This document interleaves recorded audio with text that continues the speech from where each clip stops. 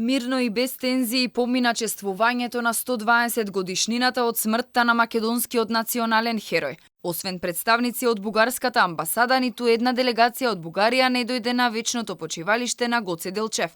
Црквата Свети Спаси денеска, како на 4 февруари, беше под полициска опсада, но сликата беше далеку поразлична од денот кога се одбележуваа 151 година од неговото раѓање.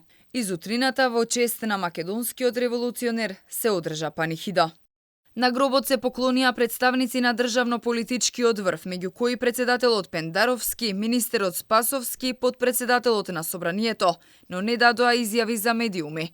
Нивниот пример го следеше и бугарскиот амбасадор Ангел Ангелов. Може ли изјава кратко?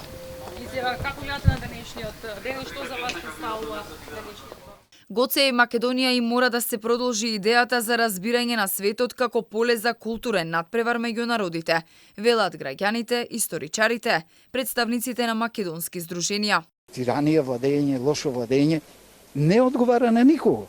Така да неговата идеја и светот како едно поле за културен надпревар држи ден денеска. Ние треба потомците неговото дело да го зачуваме и да го спазиме и затоа секогаш ќе положиме свего цвеќе. Македонец од Македонија.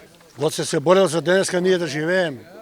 Според договорот за добрососедство, Македонија и Бугарија треба заедно да го чествуваат ликот и делото на Делчев. Обидите за заеднички прослави како да паднаа во сенка по тензичната атмосфера на 4 февруари, кога чествувањето помина под засилени безбедносни мерки поради огромните провокации од Бугарија, но и обидот на бугарски државјани физички да се пресметаат со полицијата на Деве Баир.